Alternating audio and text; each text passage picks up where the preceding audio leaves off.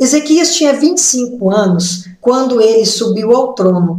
Rei Acás, seu pai, havia morrido. No primeiro mês, abriu as portas da casa do Senhor e as reparou, porque o seu pai havia destruído tudo que estava dentro do templo e não permitiu que as pessoas adorassem ao Deus único.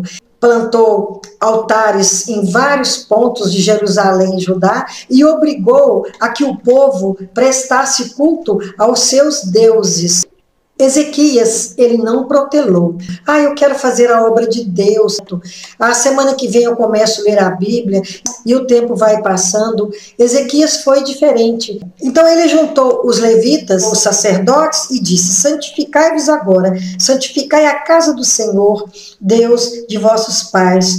Tudo que estava contaminado foi retirado e tiveram que se purificar primeiro. Eles não poderiam fazer um trabalho de purificação no templo se eles não tivessem primeiramente purificado a si mesmos. Os nossos pais voltaram as costas ao Deus de Israel, fecharam a porta do pórtico e apagaram as lâmpadas. Tinham que, de 12 em 12 horas, ir colocar azeite para que essas lâmpadas não apagassem. A presença de Deus naquele lugar. O terrível Acás parou com tudo, não mais se queimou incenso, nunca mais eles fizeram holocaustos ao Deus vivo. Pelo que veio grande ira do Senhor sobre Judá e Jerusalém, e os entregou ao terror, ao espanto e ao assobio, como vós o estáis vendo com os próprios olhos. Porque eis que nossos pais caíram à espada, e por isso nossos filhos, nossas filhas e nossas mulheres estiveram em cativeiro. Agora estou resolvido a fazer aliança com o Senhor, Deus de Israel, para que se desvie de nós o ardor da sua ira. Era um rei de muita sabedoria, que ele compreendeu que se ele fizesse uma aliança com o Senhor, a ira do Senhor se aplacaria. Então, quando nós falamos da fidelidade, nós estamos falando de tudo que o rei Ezequias fez. Os levitas purificaram o templo. Ele restabeleceu o culto ao Deus vivo. Voltaram a celebrar a Páscoa. Regulou as contribuições para os sacerdotes e os levitas, para que pudessem se dedicar exclusivamente ao templo, porque eles estariam focados no seu ministério. Que nós foquemos no nosso ministério, porque é assim que o Senhor se agrada. Vendo, pois, Ezequias que Senaqueribe vinha e que estava resolvido a pelejar contra Jerusalém, resolveu, de acordo com seus príncipes e os seus homens valentes, tapar as fontes das águas que havia fora da cidade, e eles o ajudaram. Esse rei Ezequias, além de sábio, ele também era humilde. Ele buscava a opinião de outras pessoas, mesmo estando hierarquicamente subordinados a ele, como ele buscou os príncipes e buscou os valentes para tomar opinião. E eles aconselharam a que ele tapasse a fonte das águas. E se aqueles homens acampados ao redor da cidade tivessem água, eles poderiam permanecer por mais tempo ali naquele cerco. E faltando água, dificultaria muito a permanência deles ali, porque a gente resiste muitos dias sem alimentação, mas sem a água é impossível. E aquele ribeiro que corria lá de fora, ele foi desviado para servir o povo que estava lá dentro. Não precisava mais sair para recorrer às fontes. Ele cobrou ânimo, restaurou todo o muro quebrado, e sobre ele ergueu torres. Levantou também outro muro por fora, fortificou a Milo, na cidade de Davi, e fez armas e escudos em abundância. Havia brechas nos muros. Nós também temos que tomar muito cuidado com as brechas. O inimigo de nossas almas está sempre pronto a aproveitar essas brechas, corrompendo os nossos costumes, porque ele não quer o nosso bem. É assim também que, através da leitura da palavra, através de uma vida casta, nós podemos tapar essas brechas de que o inimigo se vale para nos atacar. Ele ergueu torres, porque do alto a gente enxerga melhor. Ele levantou outro muro, pôs oficiais de guerra sobre o povo, reuniu-os na praça da porta da cidade e lhes falou do coração.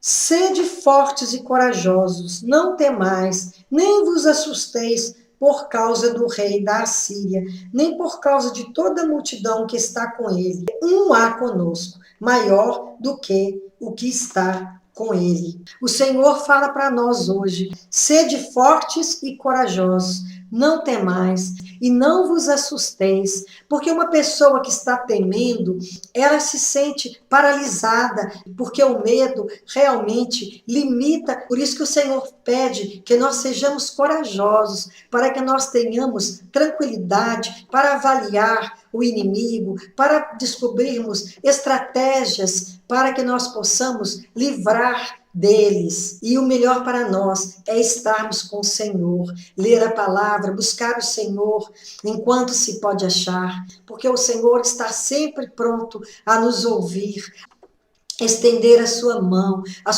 nunca está encolhida para o servo de Deus. O que está com ele não é Deus, e Deus está conosco. Do que qualquer exército, do que qualquer inimigo, nós podemos nos sobrepor, não por nossas forças, mas pelo Deus que nós servimos, porque em nós não há força nenhuma. Então, o braço do Senhor não é um braço de carne, e com eles um exército numeroso, mas o braço era de carne, mas o braço de Deus não há inimigo que possa vencer. Em que confiais vós para vos deixar de sitiar em Jerusalém?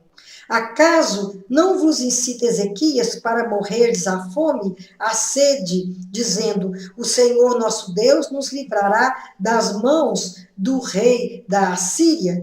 Aqui eles começam a desafiar não somente o rei, como também ao povo. Não é Ezequias o mesmo que tirou os seus altos e os seus altares e falou a Judá e a Jerusalém, dizendo: diante de apenas um altar vos prostrareis e sobre ele queimareis incenso? Aqui está um terrível engano de Rabsaqué, que era o comandante que estava à frente daquela tropa, desafiando o rei e o povo. Ele achou que estava falando alguma coisa contra o rei. Espiritualmente, ele estava falando algo a favor do rei, porque Ezequias tinha mandado tirar os altos, derrubar aqueles altares de deuses estranhos, aqueles deuses que não são Deus. É muito positivo para nós hoje, porque não devemos ter deuses, e sim honrar um único e verdadeiro Deus. E na cabeça desses homens de Rabsaqué e seus comandados, havia um prejuízo, porque vários deuses seriam mais fortes do que um único Deus. Aí ele cita que algumas nações já tinham sido tomadas e que aquele povo servia a vários deuses e que esses deuses não foram suficientes para tomar aquelas nações da mão de Senaqueribe. Um Deus sozinho, o que ele pode fazer por uma nação? A palavra do rei é a mesma palavra de Rabsaqué e de seus comandados. Quando o rei, ele honra a Deus, os seus súditos o honram também. E o contrário também acontece. E aqui é a prova disso. Clamaram os servos em alta voz, em judaico, contra o povo de Jerusalém que estava sob o muro. Eles clamavam alto contra Deus e contra o povo para que eles se sentissem inferiorizados e se entregassem. E eles permaneceram calados, porque eles estavam sendo orientados pelo rei Ezequias que não respondessem. Porém, o rei Ezequias e Isaías, o profeta, filho de Amós, oraram por causa disso e clamaram aos céus. Um rei temente e um profeta de Deus se uniram para clamar. Então o Senhor enviou um anjo que destruiu todos os homens valentes, os chefes e os príncipes no arraial do rei da Assíria. E este, com o rosto coberto de vergonha, voltou para sua terra. Tendo ele entrado na casa de seu Deus, os seus próprios filhos ali o mataram à espada. Assim livrou o Senhor a Ezequias e os moradores de Jerusalém das mãos de Senaqueribe, rei da Assíria, e das mãos de todos os inimigos, e lhes deu paz por todos os lados. O Senhor mandou um anjo. Um único anjo foi capaz de dizimar. Ele nem precisou usar as armas que haviam sido forjadas.